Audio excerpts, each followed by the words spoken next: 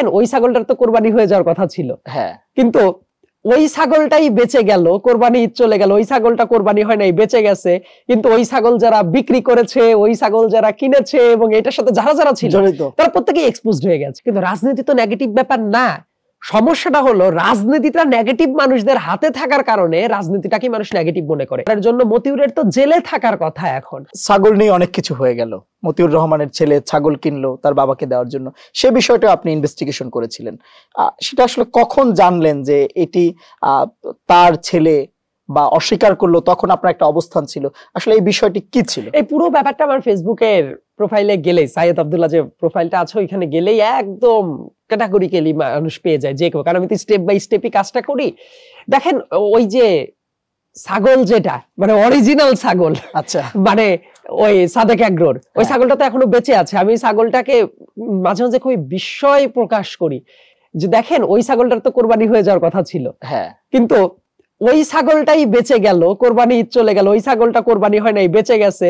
কিন্তু ওই ছাগল যারা বিক্রি করেছে, ওই ছাগল যারা কিনেছে এবং এটার সাথে যারা যারা ছিল তারা প্রত্যেকেই এক্সপোজড হয়ে গেছে। কিন্তু ওই ছাগলটা কিন্তু এখনো বেঁচে আছে। অনেকে কিন্তু বলেন যে আসলে বাংলাদেশের যে একটা গণ অভ্যুত্থান, এর শুরুটা অনেকটা এই জায়গা থেকে একটা জাগরণ শুরু হয়েছে, বাটারফ্লাই ইফেক্ট বলে এই ব্যাপারটাকে, দেখবেন একটা জাগরণ শুরু হয়েছে। আপনি এই বিষয়টাকে কিভাবে দেখেন?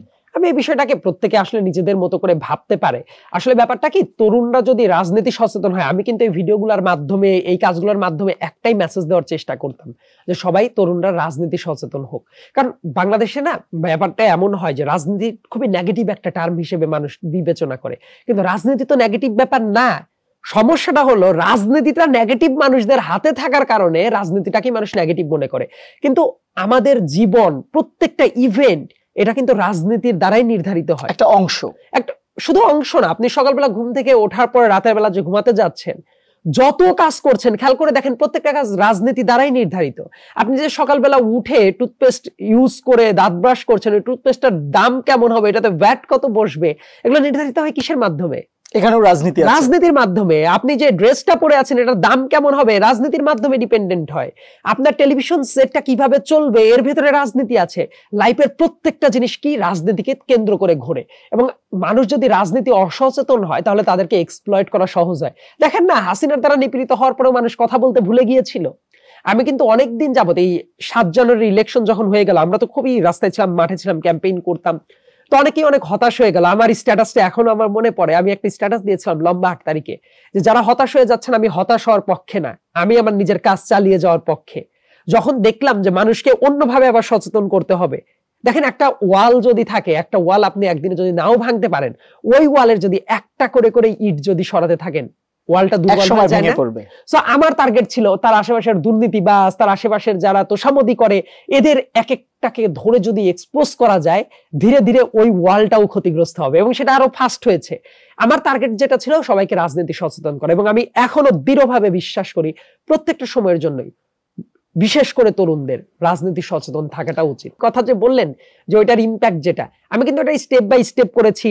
এবং ওই ইফাত ছেলেটার নাম, যখন ওই ছাগলটা তো অনেক আলোচিত ছিল অনেকদিন আগে থেকে, দেখলাম একটা ছেলে কিনলো, ছেলে কেনার পরে যেটা বলছে যে তার বাবাকে গিফট দিবে, 15 লক্ষ টাকার একটা ছাগল, একটা ছেলে, ছোট্ট একটা ছেলে তার বাবাকে গিফট দিবে, শুনতে কিন্তু অ্যাবসার্ড লাগে।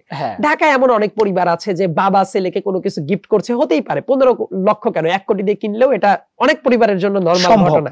কিন্তু একটা ছোট্ট একটা বাচ্চা তার বাবাকে গিফট করছে, তখনই কিন্তু আমার ব্যাপারটা চোখে লাগে। আর আমার কোনো কিছু যখন চোখে লাগে আমি আবার একটু নোট খাতা, আমার একটা ড্রাফট খাতা আছে ওই তদন্তের, আমি ওইটাতে একটু ড্রাফট তদন্ত খাতা, এবং এটা কিন্তু বিবিসি বাংলা যখন আমার বাসায় গিয়ে রিপোর্ট করেছিল পরবর্তীতে এই ঘটনার, বিবিসি বাংলা আমার মানে পুরা বাসাটা ধরে তারপর ইন্টারভিউ করেছিল কিভাবে কি করি, তাদের আমি ড্রাফট খাতাটাও দেখিয়েছিলাম। তো ওইটা যখন হলো, তারপরে দেখলাম ওই ইফাত, আপনি যখন কোনো কিছু সার্চ করছেন দেখবেন বিভিন্ন গাড়ি গ্রুপ, বিভিন্ন গাড়ির গ্রুপগুলো আছে না, ওই গ্রুপগুলোতেও দেখি ইফাতের নামে আপনি একটা নাম নিয়ে সার্চ দিলে কিন্তু অনেকগুলা গ্রুপেও তার কোনো অ্যাক্টিভিটিস থাকলে সেগুলোও চলে আসে। দেখলাম ওই গাড়িগুলোতেও তার অনেক অভিযোগ, সে ধানমন্ডিতে রাতের বেলায় রেসিং করে, পূর্বাচলে খুব বাজে রেকলেস ড্রাইভিং করে, মানুষ অ্যাক্সিডেন্ট করেছে, এবং তাদের একটা গ্যাং পেলাম, শিক্ষিত সমাজের একটা গ্যাং। এবং আমি কিন্তু তাদেরকে মোটামুটি আইডেন্টিফাই করে ফেলেছিলাম যে এরা ইংলিশ মিডিয়ামে পড়া ধানমন্ডি কেন্দ্রিক একটা গ্যাং ছিল। এবং সাধারণত কিশোর গ্যাং শুনলে কি মনে হয় যে রাস্তার পাশে ওই যে হতদরিদ্র এরা, এটাই বেশি মনে হয়। কিন্তু এই এলিট সোসাইটির ইংলিশ মিডিয়ামে পড়া একটা গ্যাং ছিল যারা খুবই আনএথিক্যাল লাইফ লিড করতো, এবং ইফাতের যে গ্যাংটা ছিল এটা সেটাই করতো। এবং পুরা গ্যাংটা তাদের পেশা কি ছিল, ওই রেকলেস ড্রাইভিং করবে, তারপর ওই যে গরু কেনার যে ব্যাপার, সে কিন্তু গরু কেনায় এটা অনেক আগে থেকেই করে। দেখলাম অনেক ক্যাটল ফার্ম গুলো আছে না, তাদের তো পেজ থাকে আজ থেকে আরো 3-4 বছর আগে, ধরেন যে 2023, 22, 21 এইসব বছরে ও তো ইন্টার ফার্স্ট ইয়ারে পড়তো, তাহলে ওই টাইমে ওর বয়স কত ছিল? 8 থেকে 9-এ পড়তো। ওই টাইমেও সে 4-5 লক্ষ টাকা দিয়ে দিয়ে গরু কিনছে প্রত্যেক ঈদে। এটা ছিল ওদের গ্যাংয়ের একটা ইন্টেনশন, কে কার চেয়ে দামি গরু কিনতে পারে। এবং প্রত্যেকটা জায়গাতেই আমি যখন ঘাটাঘাটি করলাম, তো সে কিন্তু অনেক দামি দামি পাখিও পুষতো। মানে একের পর এক দেখলাম অস্বাভাবিক জিনিস বের হয়ে আসছে। তো ওইটা রেখে দিলাম। তার যে গাড়িগুলো যেগুলা সে চালাতো, একটা গাড়িতে দেখেছিলাম যে গভর্নমেন্টের স্টিকার। আচ্ছা, তার মানে তার ফ্যামিলিতে কেউ না কেউ গভর্নমেন্ট সার্ভিস করে। এবং এটা নিয়ে কয়েকটা মিডিয়াতে কিন্তু হালকা পাতলা একটু কথাবার্তা হচ্ছিল যে কে এই কাজ করে ধানমন্ডিতে। এবং মনে করে দেখেন সাদেক আগ্রোর যখন সেলটা করে, ওই ভিডিওটা যখন ভাইরাল করেছিল সাদেক আগ্রো নিজে, এটা কিন্তু বলেছিল যে ধানমন্ডির অমুক রোডে এই ছাগলটা যাবে আগের দিন। কারণ আমি কিন্তু ট্রেস করে ফেললাম যে ইয়েস, এটা ধানমন্ডি কেন্দ্রিক একজন মানে সরকারি কর্মকর্তা। তারপরে একটা জায়গায় 2টা জায়গায় আমি পাচ্ছিলাম এনবিআর একটু বাতাস যখন পেয়ে গেলাম, এনবিআর ওয়েবসাইটে গিয়ে আমি ঘাটাঘাটি শুরু করলাম। তারপর ওই যে মতিউরের নামটা আগে থেকে একটু ছিল, দেখলাম ইয়েস মতিউর নামে জেনুইনই একজন আছে। আচ্ছা, তো এই যে তদন্তের লুপটা শুরু হলো। এবং তারপর কিভাবে আমি ওই যে অস্বীকার যে করবে, আমি এটা মোটামুটি বুঝতে পেরেছি। এই তদন্তটাকে আসলে একাই করেন নাকি আপনার সঙ্গে আরো কেউ আছে যাদের নিয়ে আসলে এই কাজগুলোকে গুছিয়ে আনেন? মূল কাজটা একাই করি, কিন্তু অনেক ক্ষেত্রে যেটা দেখা হয় তদন্তের স্বার্থে বিভিন্ন মানুষের সাথে কথা বলতে, ওইটার জন্য কিন্তু বিভিন্ন মানুষের সাথে কথা বলতে হয়েছে, বিভিন্ন জায়গায় যেতে হয়েছে, ভেরিফাই করতে হয়েছে, ক্রস চেক করতে হয়েছে।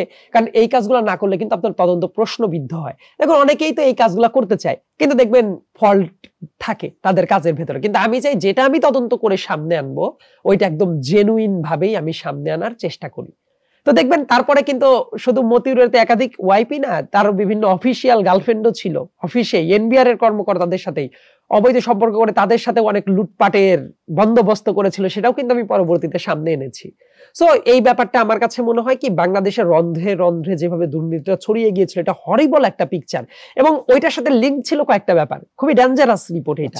বাংলাদেশ ব্যাংকের তৎকালীন গভর্নর যিনি ছিলেন, ওই গভর্নরকে মনে আছে একটা হজ করতে গিয়ে একটা ছবি মতিউর আর ওই গভর্নর তুলেছে, এবং এটাও ছিল ঘুষের টাকায় হজ করতে নিয়ে গিয়েছিল মতিউর, তাকে অন্য কোম্পানিদের কাছ থেকে টাকা আদায় করে নিয়েছে। সে তো শেয়ার মার্কেট কেলেঙ্কারি করতো পাম্পিং এন্ড ডাম্পিং করে। তারপরে আরো মজার ব্যাপার হলো, বেনজির ছিল না, আর এক দাগি সন্ত্রাসী পুলিশের আইজি ছিল, বেনজিরের সাথে এর সরাসরি কানেকশন ছিল। মানে বেনজির, বাংলাদেশ ব্যাংকের গভর্নর, মতিউর, এমনকি আরো কয়েকজন সিকিউরিটি এক্সচেঞ্জের আরো কয়েকজন লোক ছিল। আমাদের ঢাকা বিশ্ববিদ্যালয়ের একজন প্রফেসর ছিল শিবলি রুবায়াত, এরা একই চক্রে জড়িত। এবং এদের আলটিমেট লুপটা ছিল শেখ রেহানা। তার যে দায়, শুধু তার কিন্তু একার না, তার যে ওয়াইফ আছে সেও কিন্তু রায়পুরার চেয়ারম্যান ছিল, ভোটচোর এক চেয়ারম্যান। তার মেয়েরাও অজস্র টাকা পয়সা লুটপাট করেছে। সো এই প্রত্যেকটা ব্যাপারের জন্য মতিউরের তো জেলে থাকার কথা এখন, কিন্তু সেই বিচারটা হচ্ছে না, বাতাসে ঘুরে বেড়াচ্ছে। শুধু তাই না, শুধু মতিউর একা না, মতিউর এবং তার আশেপাশে বহু মানুষজন আছে যারা এই কাজটা করেছে। মতিউর একটা বই লিখেছে, আমি কিন্তু ফেসবুকে আবার পাবলিশ করেছি রিসেন্টলি, গণঅভ্যুত্থান নিয়ে তিনি বই লিখেছে। কারণ কি, তার তো অভ্যাস আছে শেখ হাসিনার রেজিমে উল্টাপাল্টা কাজ করে শেখ হাসিনাকে তেল মারলে কাজ হয়ে যেত। সে মনে করেছে এই সব কিছু করার পরেও এই গণঅভ্যুত্থানকে প্রশংসা করলে এই তেলে সবাই ভুলে যাবে। সে শুধু না, তার পরিবারের প্রত্যেকটা মানুষকে আইনের আওতায় নিয়ে আসাটা জরুরি। শুধু তাই না, আমি কিন্তু আরো অনেকগুলো তদন্ত করেছি এর ভেতরেই। নাফিস শারাফাত ইস্যু আমি কিন্তু তদন্ত করেছিলাম। নাফিস শারাফাতের মতো এত বড় দুর্নীতিবাজ, সেও তো দেশ থেকে পালিয়ে চলে যেতে পেরেছে, তার সম্পদগুলো এখনো ইনট্যাক্ট আছে, তার বিরুদ্ধে কোনো ব্যবস্থা নেওয়া হয় নাই। মোস্তাক মনে আছে, কবির ভাই মোস্তাক, তারপর ওই যে কার্টুনিস্ট কিশোর, এদেরকে কি নিপীড়নের মুখোমুখি হয়েছিল। মোস্তাক ভাইকে তো জেলের ভেতরে মেরেই ফেলা হলো। ওই যে কিশোর ভাই, সে আর সারা জীবনে নর্মাল লাইফে ব্যাক করতে পারবে না। তো এর জন্য কি নাফিস শারাফাতের বিচারটা হয়েছে? নাফিস শারাফাতের দুর্নীতিরও কিন্তু বিচারটা কবে হবে? এইটাই আমার কথা, যে এই দেশ যদি আমরা মনে করি যে স্বৈরাচার মুক্ত হয়েছে, প্রত্যেকটা অপকর্মকারীর বিচারটা হতে হবে। এই বিচারটা যদি না হয়, তাহলে এই স্বৈরাচার মুক্তির গান যতই বলা হোক না কেন, আদতে এই স্ট্রাকচারটা কিন্তু ভাঙবে। মাঝে কিন্তু আমি আরো একটা তদন্ত করেছিলাম। এনআরবিসি ব্যাংকের ওই যে চেয়ারম্যান যে ছিল তমাল, রাশিয়ান আওয়ামী লীগের সভাপতি ছিল। মানে দেশটা কোথায় চলে গেলে, রাশিয়াতে বসে থেকেও বাংলাদেশ আওয়ামী লীগের আবার সভাপতি। তিনি একটা ব্যাংক চালাচ্ছেন এবং তারা আবার যেটা না, তাদের অ্যাকাউন্ট ফ্রিজ করা হয়েছে রিসেন্ট টাইমে। আমি কিন্তু এই গণঅভ্যুত্থানের পরে এটাও কিন্তু আমি তদন্ত করে বের করেছিলাম। এবং তারপরে তারা কিন্তু হাজার হাজার কোটি টাকা লুট করেছে। লুট করার পরে তার আবার স্ট্র্যাটেজিটা দেখেন ওই তমালের, সে এই বৈষম্য বিরোধী ছাত্র আন্দোলনের ব্যানারে 2 জন সমন্বয়ককে ডাক দিয়ে সে 50 লক্ষ টাকা সিএসআর ফান্ডে দিয়েছে।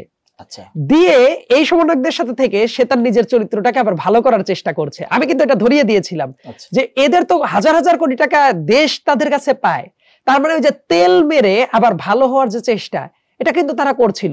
আবার ওই যে খাস্তগির, মানে মালয়েশিয়ার ডেপুটি কমিশনার, হাই কমিশনার যিনি আছেন, তারও তো দুর্নীতির বহু ফিরিস্তি আছে। তাকে তো প্রমোশন দিয়ে ইউরোপিয়ান একটা দেশে প্রমোশন দেওয়া হচ্ছিল। আমি কিন্তু এটা তদন্ত করে পুরা দুর্নীতির ফিরিস্তি কিন্তু সামনে এনেছি এবং আলটিমেটলি কিন্তু সেটার একটা ব্যবস্থা হয়েছে। এখন কোনো তদন্ত আপনার চলছে কিনা যেটা রিসেন্টলি প্রকাশ করবেন?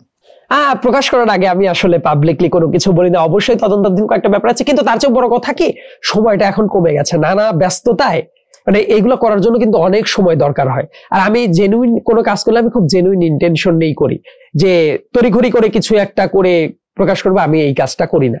আমার কথা, যেটা আমি করব খুব সলিড হতে হবে, কিন্তু ওই সময়টা জেনুইনলি কমে গেছে এই অনেক ব্যস্ততায়।